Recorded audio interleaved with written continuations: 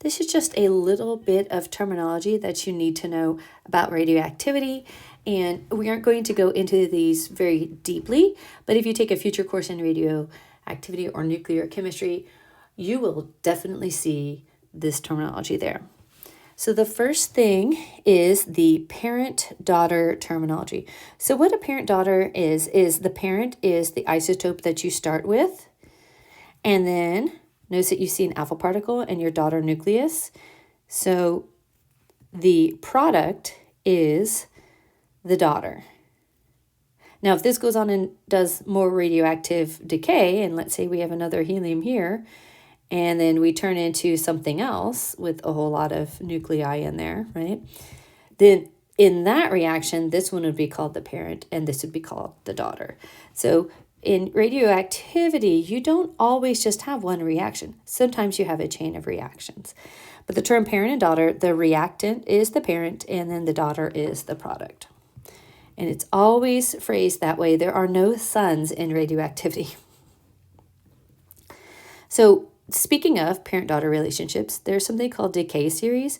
These are known decay paths. Uranium has a very, very, very, very long half-life right here. And so uranium, we can see right here we have alpha decay is the green, and then red is the beta decay. So you can see that uranium will turn into thorium-234, which then turns into palladium-234, and then it turns back into uranium, and then back into a different thorium, and then into radium, and then radon, and then polonium, and then lead, then bismuth, polonium, lead, bismuth, polonium, and finally we end up with stable lead at the very end, and the decay chain stops. There is more than one of these. This is just an example of one of them. Some of these have half-lives in terms of days. Some of these have half-lives on like the scale of so many years you won't even believe it. So in uranium deposits, you might have a sample that has a combination of all of these in here, and they had to get really clever on how to get some of it out. And the ones with the longer half-lives were almost appear to be not radioactive at all because it takes so long to get rid of some of it, but they will still show up with a reading on the radioactivity. I want to point out one more thing. This is one of the most problematic decay series chains because of this guy right here. This is radon, and radon's issue is that it is a gas. It's the only thing that's a gas in all of these. So if you have some of these guys in the soil and plants are taking it up like around your house, then, I mean, they're still in the solid form. If your grass has it, you're not eating your grass, so be it. But if we've got the gaseous form, suddenly we have a form that can move. And that's why up in places, we lived in Pennsylvania for a while, and a lot of the homes in Pennsylvania, they have to test for radon gas a lot because radon, it being a gas, not only will it move up through like cracks in any foundations or through little tiny crevices, but because it's a gas, you can breathe it into your lungs.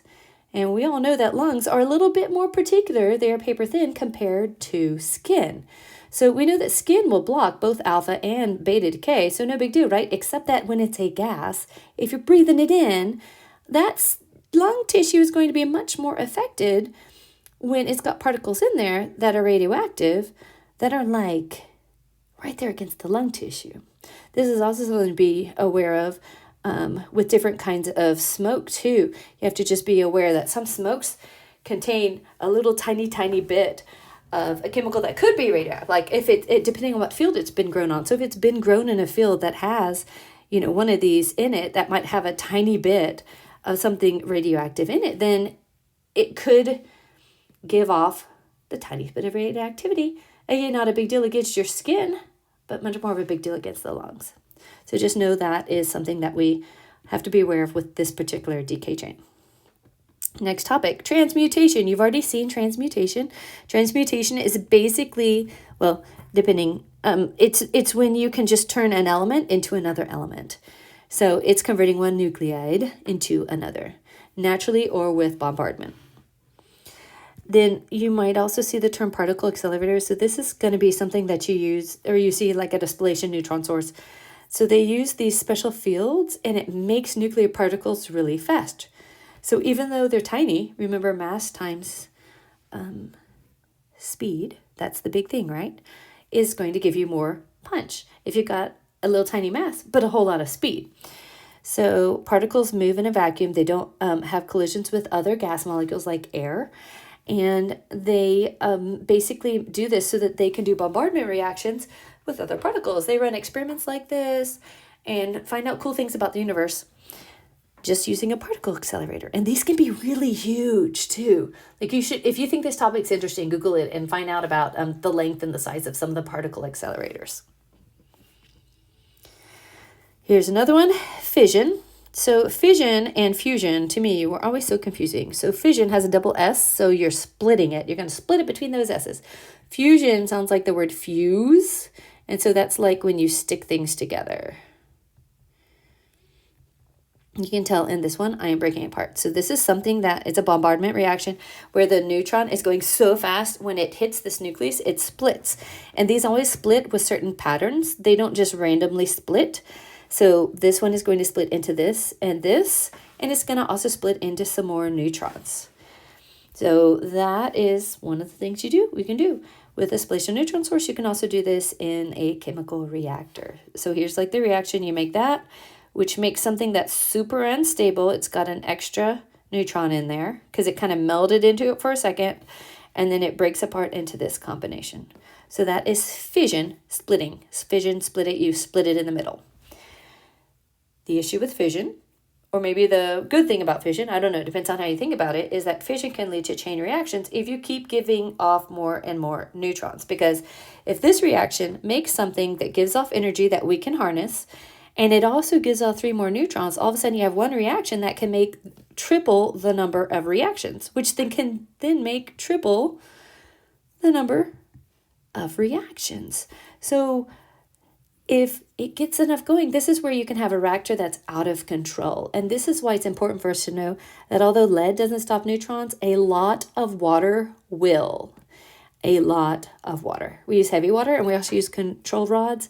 These are things that in a chemical plant, if it seems like the reactions that are going on, and I say reactions with the plural, if it seems like there's too many of them going on, they will use these rods and they'll increase the amount of water to get the reaction to start to cool down.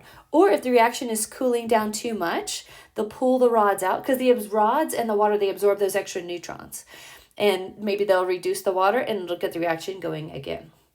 So that's a chain reaction. It goes and goes and goes.